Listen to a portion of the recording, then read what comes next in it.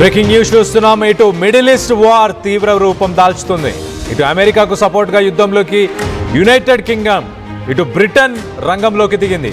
ఇరాన్కు దగ్గరగా ఇటు బ్రిటన్కి సంబంధించిన న్యూక్లియర్ సబ్మెరైన్ హెచ్ఎంఎస్ యాన్సన్ ఇటు తెహరాన్కు సుమారు 1000 కిలోమీటర్ల దూరంలో ప్రస్తుతానికి అది మోహరించి ఉంది. ఇటు ఘర్షణ చెలరేగితే ఇటు ఇరాన్ పైన న్యూక్లియర్ మిసైల్స్తో దాడి చేయబోతుందా? ఇటు హెచ్ఎంఎస్ యాన్సన్కు నీటి అడుగు నుంచే దాడి చేసే సామర్థ్యం ఉంది. డియాగో గార్సియాపై దాడితో నేరుగా ఇటు యుద్ధంలోకి బ్రిటన్ దిగింది. తమ ఆస్తులను కాపాడుకోవడానికి అక్కడికి వస్తున్నామంటూ ఇటు యూకేకి సంబంధించిన స్పోక్స్ పర్సన్ చెప్పుకొచ్చే ప్రయత్నం చేశారు. ఇప్పటికే ఇటు హార్మోస్ జలసంధి పూర్తిగా ఓపెన్ చేయాలని, అలాగే ఇటు ఇరాన్కు ట్రంప్ 48 గంటల డెడ్ లైన్ నేపథ్యంలో హై టెన్షన్ వాతావరణం నెలకొనుంది. ఇటు బ్రిటన్కి సంబంధించిన ఆ న్యూక్లియర్ సబ్మెరీన్ గురించి కాస్త చెప్పే ప్రయత్నం చేస్తా. ఒకసారి మనం చూస్తే కనుక HMS Anson state of the art astute class submarine. ఇది న్యూక్లియర్ పవర్తో రన్ అవుతుంది. దీని లైఫ్ స్పాన్ 25 years, అంటే 25 సంవత్సరాల పాటు దీనికి రీఫ్యూయల్ చేయాల్సిన పని లేదు. ఆ న్యూక్లియర్ పవర్తోనే ఈ సబ్మెరీన్ రన్ అవుతూ ఉంటుంది. ఈ సబ్మెరీన్లో ప్రస్తుతానికి spearfish heavyweight torpedoes, ఒక రకంగా సముద్రంలో వాడే సబ్మెరీన్కి సంబంధించిన మిసైల్స్ అని చెప్పుకోవచ్చు టార్పెడోస్. దాంతోపాటు Tomahawk block 4 land attack cruise missiles, అంటే అక్కడి నుంచి డైరెక్ట్గా ఈ టామాహాక్ మిసైల్స్ని సముద్ర గర్భంలోంచే ఇటు డైరెక్ట్గా ఇరాన్ భూభాగాన్ని అది టార్గెట్ చేస్తూ మిసైల్స్ని సంధించవచ్చు. టామాహాక్ మిసైల్స్, ఈ టామాహాక్ మిసైల్స్ 1600 కిలోమీటర్ల రేంజ్లో ఉన్న టార్గెట్స్ని అచీవ్ చేస్తుంది.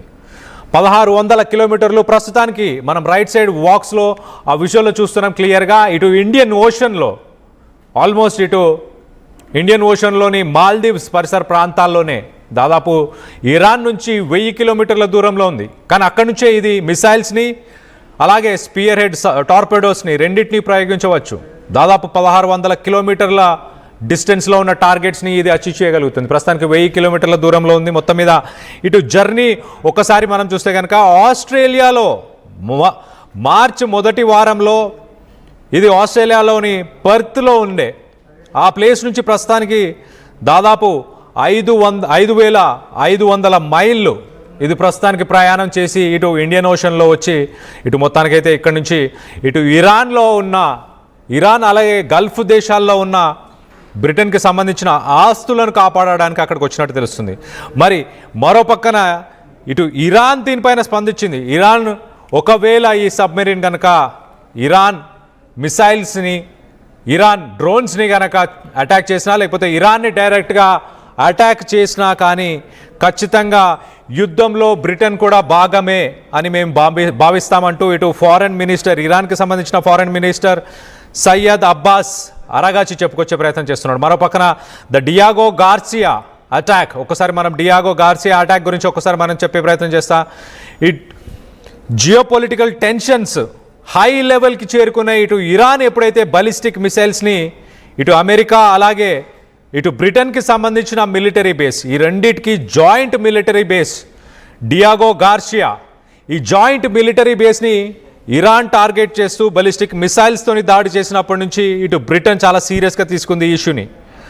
ఆ మిసైల్స్, ఇరాన్ దాడి చేసిన ఆ మిసైల్స్లో ఎక్కువ శాతం మిసైల్స్ని ఇటు ఎయిర్ డిఫెన్స్ సిస్టమ్, అమెరికా అలాగే బ్రిటన్కి సంబంధించిన ఎయిర్ డిఫెన్స్ సిస్టమ్ వాటిని న్యూట్రలైజ్ చేయగలిగింది.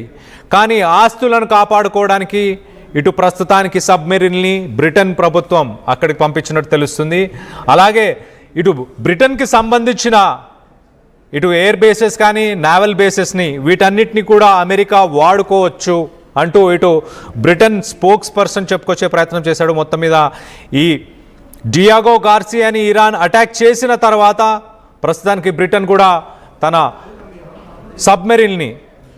సబ్మెరీన్ని కూడా ప్రస్తుతానికి ఇటు ఇరాన్ పరిసర ప్రాంతాల్లోకి దాన్ని మోహరించినట్టు తెలుస్తుంది. దీనికి సంబంధించిన విజువల్స్ని మనం చూస్తున్నాం. అదే సబ్మెరీన్ హెచ్ఎంఎస్ యాన్సన్. ఈ హెచ్ఎంఎస్ యాన్సన్ ఒక లాంగ్ రేంజ్ బాలిస్టిక్ మిసైల్స్ ఒక స్పియర్ హెడ్కి సంబంధించిన మిసైల్స్, టార్పెడోస్, ఇవన్నీ కూడా దీని స్ట్రెంగ్త్, దీంట్లో ఉన్న వెపన్స్ అని కూడా చెప్పొచ్చు. ప్రస్తుతానికి రైట్ సైడ్ మ్యాప్లో మనం చూస్తున్నాం దాదాపు 1000 మైళ్ళ దూరంలో, ప్రస్తుతానికి 1000 కిలోమీటర్ల దూరంలో ఇటు ఇరాన్ నుంచి మొత్తానికైతే గల్ఫ్ దేశాల్లో ఉన్న బ్రిటన్కి సంబంధించిన ఆస్తులను కాపాడడానికి అక్కడికి వచ్చినట్టు తెలుస్తుంది. ఒకసారి మనం చూస్తే కనుక ఇటు ఇరాన్కి సంబంధించి స్పోక్స్ పర్సన్ ఏం చెప్పారు కూడా ఒకసారి చెప్పే ప్రయత్నం చేస్తా. ఇటు ఇరాన్కి సంబంధించిన ఫారెన్ మినిస్టర్ ఇటు సయ్యద్ అబ్బాస్ అరాకాచి ఆయన బ్రిటన్ని ఉద్దేశించి మాట్లాడుతూ చాలా క్లియర్గా it would be viewed as participation in aggression. ఇటు అమెరికా ఇజ్రాయెల్ ఇరాన్ పైన ఎలా అయితే యుద్ధానికి దిగాయో దాంట్లో ఇటు బ్రిటన్ కూడా భాగంగా ఒక పార్టిసిపేషన్, దాంట్లో బ్రిటన్ కూడా పాల్గొంటుందని మేము భావిస్తున్నాం.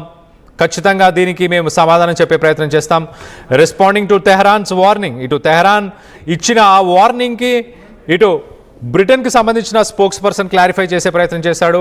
యూకే ఓన్లీ పర్మిషన్ ఇచ్చింది ఒక specific defence and limited purposes కోసం. అంటే ఇటు బ్రిటన్కి సంబంధించిన ఆస్తులను కాపాడడానికి, అలాగే లిమిటెడ్ పర్పస్ కోసం మాత్రమే ఇప్పుడు ప్రస్తుతానికి ఆ సబ్మెరీన్ ఎక్కడికి పంపించామంటూ ఇటు ఇరాన్ ఇచ్చిన వార్నింగ్కి సమాధానం ఇచ్చే ప్రయత్నం చేశారు.